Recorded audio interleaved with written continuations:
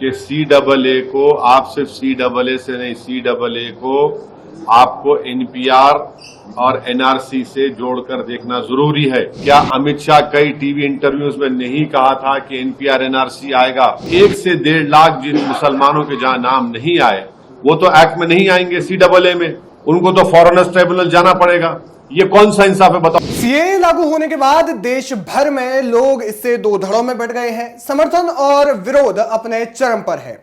तमाम राजनीतिक दल बीजेपी पर पूरी तरह से हमलावर हैं और वहीं राज्य सरकारें हालातों को ठीक करने की कोशिश कर रहे हैं कि किसी भी प्रकार से कोई हिंसा न भड़कने पाए।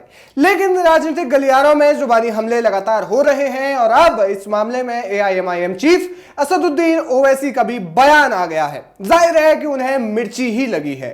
उन्होंने आरोप लगाया है कि इस अधिनियम के जरिए मुसलमान समुदाय को टारगेट करना ही बीजेपी का मकसद है, जबकि गृह मंत्री पहले ही कह चुके हैं कि इससे भारत के नागरिकों की नागरिकता पर तो कोई फर्क ही नहीं पड़ेगा। लेकिन फिर भी ओवैसी का कहना है कि इस कानून के जरिए मुस्लिमों को टारगेट करने का प्रयास किया जा रहा है। ओवैसी ने कहा, सीएए विभाजनकारी है और गोडसे की सोच पर आधारित है, जो मुसलमानों को दोयम दर्जे का नागरिक बनाना चाहते हैं।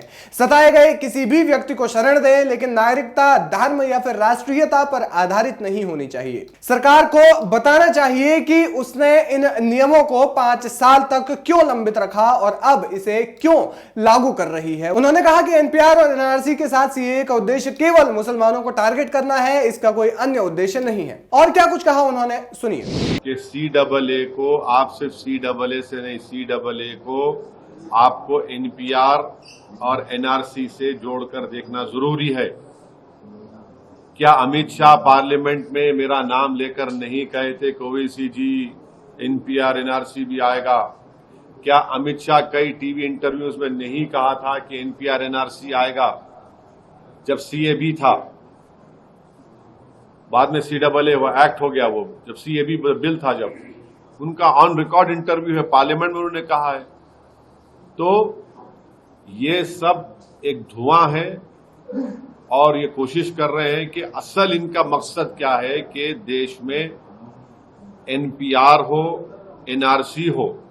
अब मिसाल के तौर पर आसाम में जो NRC हुआ, सुप्रीम कोर्ट मॉनिटर्ड, 1600 करोड़ रुपये उस पर खर्चा किए गए, 50,000 गवर्नमेंट एम्प्लॉयज ने काम किया और 19 लाख लोगों को कहा गया कि भारत के शहरी नहीं है, नागरिक नहीं है। अब मैं फिर से कह रहा हूं कि उसमें 10 से 12 लाख हमारे हिंदू भाई बहन के नाम नहीं आए। वहां के मुख्यमंत्री ये कह चुके हैं कि उन 10-12 लाख हिंदू भाइयों बहनों को बगैर डॉक्यूमेंट के CAA के तहत उनको सिटीजनशिप मिल जाएगी। अब जो 1 से 1.5 लाख जिन मुसलमानों के जहां नाम नहीं आए वो तो एक्ट में नहीं आएंगे, CAA में, उनको तो फॉरेनर्स ट्राइब्यूनल जाना पड़ेगा। ये कौन सा इंसाफ है बताओ? इस बयान के बाद उधर हैदराबाद सीट से ओवैसी को टक्कर देने के लिए भाजपा की उम्मीदवार माधवी लता ने ओवैसी पर जमकर निशाना साधा और उन्होंने कहा कि ओवैसी को सबसे पहले क्या करना चाहिए, यहां जो मुस्लिम है उनकी चिंता करे, उनकी गरीबी के बारे में सोचे। Greater Hyderabad municipal corporation south zone को सबसे ज्यादा फंड मिलते हैं, फिर भी वहां न सफाई है, न बिजली के खंभे हैं, न लाइट है, तो बजट किसकी जेब में जा रहा है? उन्होंने कहा कि कितने पैसे पासमानदा मुस्लिमों के विकास के लिए खर्च किया है वो बताएं। यानी कि बीजेपी उम्मीदवार ने सीधे शब्दों में कहा कि जो ओवैसी मुस्लिमों की इतनी बात करते हैं वो ओवैसी पहले उनके विकास की बात करें, क्योंकि जाहिर है कि सीएए को लेकर के भड़काने की कोशिश चल रही है और शायद वही काम असदुद्दीन ओवैसी भी कर रहे हैं। क्या कुछ कहना चाहते हैं उनके इस बयान पर, आप हमें कमेंट करके जरूर बताएं। वीके न्यूज, राष्ट्र के नाम।